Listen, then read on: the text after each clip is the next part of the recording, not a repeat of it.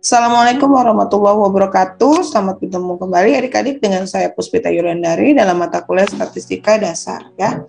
Pada kesempatan kali ini saya akan mencoba mengajak adik-adik belajar tentang pengujian hipotesis.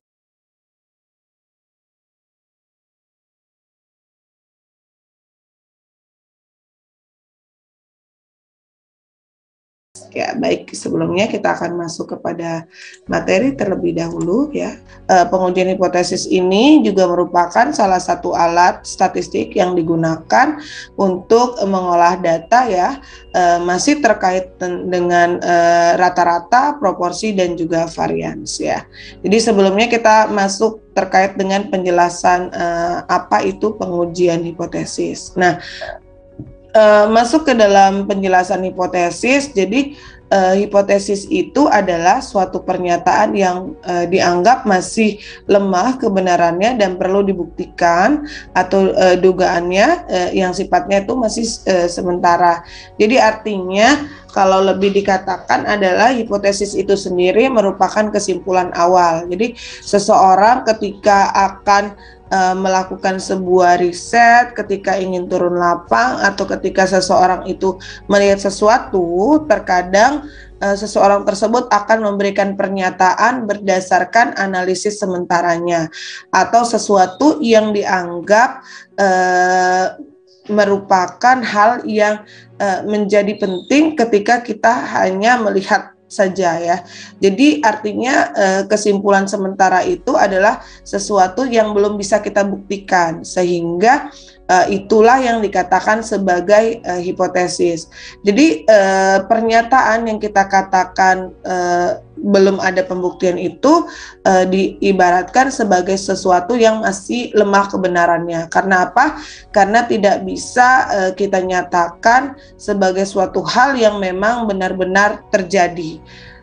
Dengan begitu, maka kita perlu yang namanya pengujian hipotesis. Nah, untuk statistik itu sendiri, pengujian hipotesis atau hipotesis itu biasanya digunakan untuk pengujian ya, dengan memberikan kesimpulan apakah hipotesis yang kita gunakan ya, hipotesis awal dan hipotesis yang menjadi riset kita itu diterima atau ditolak, sehingga kita akan masuk terhadap penjelasan pengujian hipotesis ya.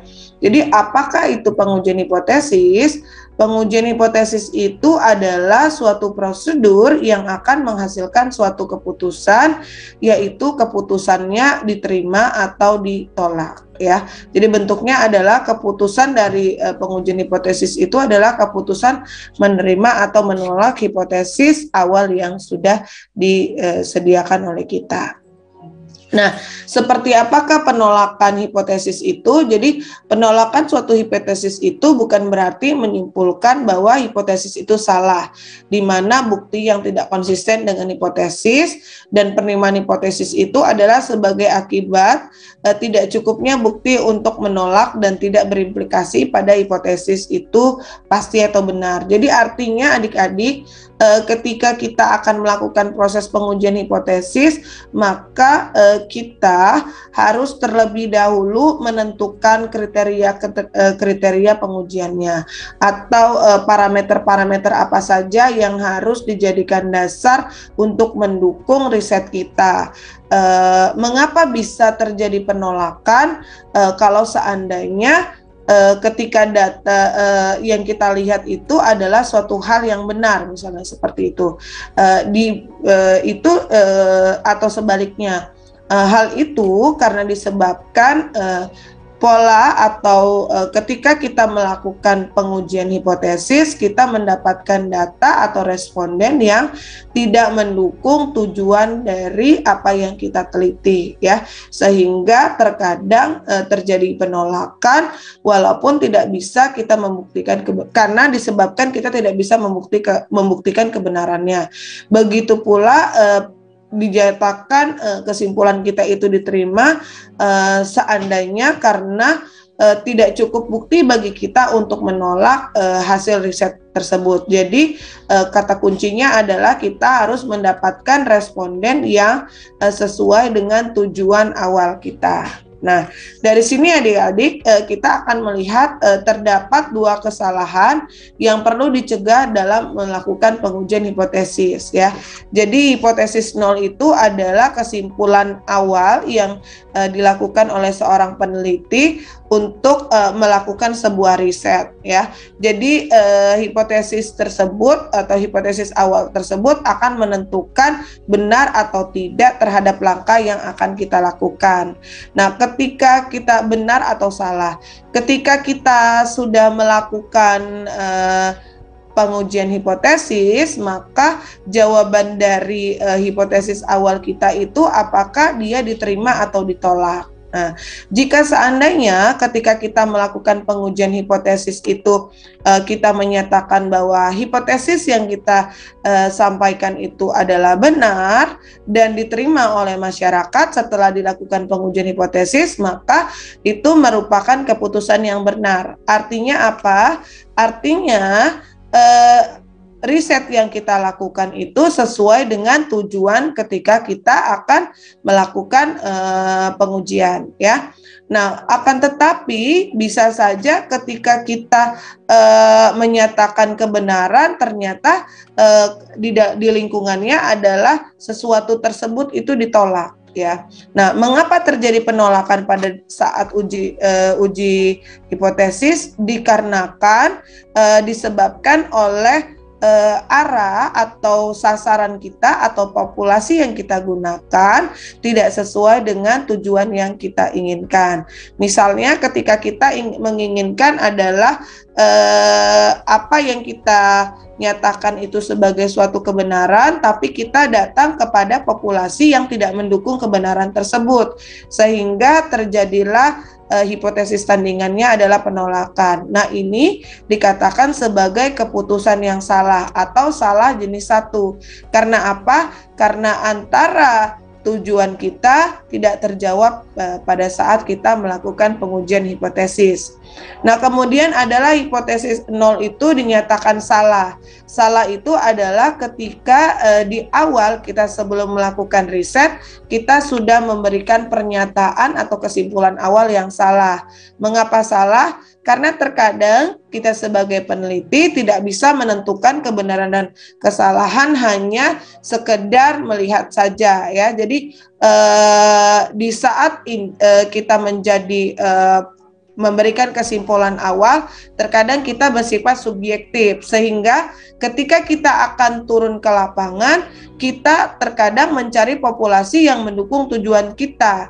Nah, jika seandainya hipotesis kita sudah salah, dan ketika kita turun di masyarakat ternyata kesalahan hipotesis kita didukung oleh masyarakat, maka itu dinyatakan sebagai keputusan yang salah.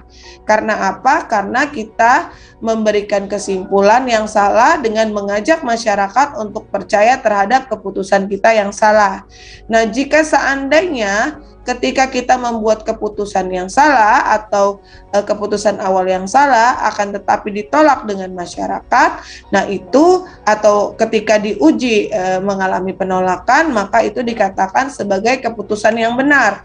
Karena apa? Karena pernyataan awal kita ternyata tidak memberikan pengaruh kepada sampel atau responden yang kita jadikan sebagai dasar riset kita, sehingga hasil dari pengujiannya adalah ditolak. Nah, dari sini adik-adik, maka kita harus memahami ternyata dalam pengujian hipotesis kita terdapat dua tipe hipotesis. Yang pertama adalah hipotesis korelatif, yaitu hipotesis yang menyatakan pernyataan tentang ada atau tidak adanya hubungan antara dua variabel atau lebih.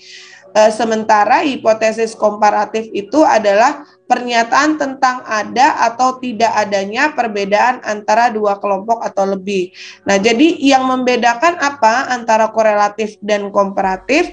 Jadi kalau korelatif itu lebih kepada apakah pernyataan yang kita ajukan itu memiliki hubungan antara variabel yang satu dengan variabel yang lain. Sementara kalau komparatif itu lebih kepada apakah pernyataan yang kita jadikan sebagai kesimpulan awal itu memiliki perbedaan antara kelompok satu dengan kelompok yang lain ya. Misalnya adalah kelompok A dan kelompok B. Jadi ketika kita memberikan pernyataan, apakah itu memiliki perbedaan? Sementara kalau korelatif itu lebih kepada kita memberikan penjelasan terhadap yang satu dengan terhadap yang lainnya. Nah, itu adalah dua tipe hipotesis.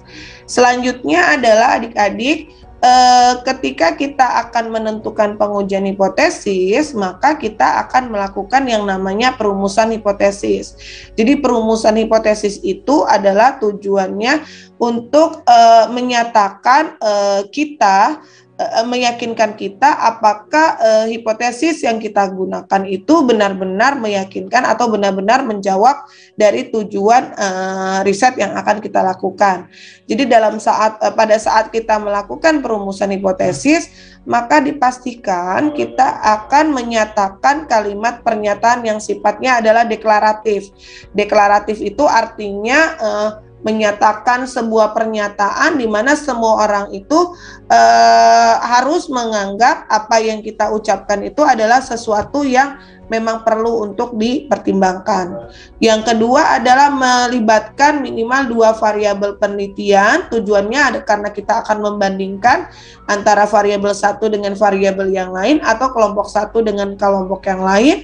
Kemudian selanjutnya adalah mengandung suatu prediksi. Suatu prediksi itu adalah sesuatu yang bisa kita cari atau sesuatu yang bisa kita selidiki atau sesuatu yang bisa kita cari kebenarannya, kemudian harus dapat diuji atau testable ya. Jadi kalau harus dapat diuji itu karena kita akan membuktikan apakah hipotesis awal kita itu merupakan suatu hal yang benar-benar dinyatakan benar atau tidaknya berdasarkan hasil pengujian ya. Nah, dari sini adik-adik maka kita akan melihat berapa jenis prosedur dari pengujian ya. Jadi ada beberapa langkah yang harus kita lakukan pada saat kita melakukan pengujian hipotesis. Yang pertama adalah kita akan menentukan formulasi hipotesis. Yang kedua adalah menentukan taraf nyata atau signifikan level. Yang ketiga adalah menentukan kriteria pengujian. Keempat adalah menentukan nilai uji statistik. Dan yang terakhir adalah membuat kesimpulan. Baik, kita akan masuk satu persatu dalam proses atau prosedur pengujian hipotesis. Yang pertama adalah kita akan menentukan formulasi hipotesis. Jadi dalam penentuan formulasi hipotesis ini adik-adik kita akan membedakan menjadi 2 jenis. Ada yang namanya hipotesis nol atau hipotesis awal dan ada yang namanya hipotesis alternatif atau hipotesis tandingan. Hipotesis awal itu atau hipotesis nol itu merupakan suatu pernyataan yang akan diuji dan hipotesis tersebut tidak akan memiliki perbedaan atau perbedaannya itu adalah nol dengan hipotesis yang sebenarnya ya. Jadi H0 sama dengan bisa jadi sama dengan nol. Nah, kalau hipotesis alternatif itu adalah segala hipotesis yang berbeda dengan hipotesis nol. Jadi pemilihan hipotesis ini tergantung dari sifat masalah yang dihadapinya. Jadi hipotesis alternatif HA ya atau H1 itu bisa tidak sama dengan 0, kurang dari 0 atau lebih besar dari 0 ya. Nah, di sini bisa dicontohkan H0-nya adalah mu sama dengan mu0 dengan beberapa kemungkinan HA-nya. Jadi HA-nya itu ada mu kurang dari mu0 itu satu sisi pada sisi kiri, mu lebih besar dari mu0 itu satu sisi pada sisi kanan, atau mu tidak sama dengan mu0 ada 2 sisi ya. Nah, selanjutnya adalah kita akan masuk ke dalam menentukan taraf nyata atau signifikan level. Jadi kalau taraf nyata atau signifikan level itu biasa kita kenal dengan nilai alfa. Jadi nilai alfa itu terbentuk berdasarkan besarnya batas toleransi dalam menerima kesalahan hasil hipotesis terhadap nilai parameter populasinya. Jadi besar taraf nyata ini bergantung pada keberanian seseorang dalam membuat keputusan yang hal ini berapa besarkah kesalahan yang akan ditolerir. Jadi besar kesalahan tersebut disebut dengan daerah kritis atau daerah penolakan ya. Jadi pada saat kita menentukan nilai alfa itu tergantung dari tingkat keberanian dari pengujinya. Karena tidak bisa kita pungkiri yang namanya riset itu pasti akan terjadi kesalahan pada saat risetnya. Jadi biasanya ada 1%, 5%, dan seterusnya ya. Langkah ketiga adalah menentukan kriteria pengujian. Nah, kalau penentuan kriteria pengujian itu didasarkan dengan kita akan membuat keputusan dengan menerima atau menolak hipotesis nol dengan cara membandingkan nilai alfa ya, alfa tabel dengan distribusi dan nilai alfa tabel dari tabel distribusi dengan nilai statistik yang akan kita uji. Jadi penerimaan H0 itu jika nilai uji statistiknya berada di luar nilai kritis atau di luar dari daerah penolakan, dan penolakan H0 itu jika nilai uji statistiknya berada pada nilai kritis atau masuk kepada daerah penolakan. Ya, di sini bisa adik-adik lihat ya nanti penentuan kriterianya ya. Yang keempat adalah menentukan nilai uji statistik ya. Jadi kalau menentukan nilai uji statistik itu adik-adik artinya kita nanti akan membandingkan antara distribusi tabel dengan uji statistik. Nah, semuanya tergantung dari distribusi apa yang kita gunakan. Jadi kalau penentuan nilai uji statistik itu kita akan bisa menggunakan distribusi Z, distribusi T, ataupun juga F, bahkan juga distribusi chi-square, tergantung dari kasus atau dari permasalahan yang akan kita teliti. Dan yang terakhir adalah kesimpulan ya. Jadi kesimpulan itu merupakan ketetapan jawaban bagi kita untuk menyatakan apakah hipotesis yang akan kita buat itu diterima atau ditolak ya. Bentuknya tergantung, jadi kita akan membandingkan antara distribusi tabel dengan distribusi tabel dengan uji statistik yang kita lakukan. Jadi hanya ada dua jawaban, yaitu diterima atau ditolak ya. Diterima H0 atau ditolak H0 ya. Jadi saya rasa untuk pertemuan kali ini cukup.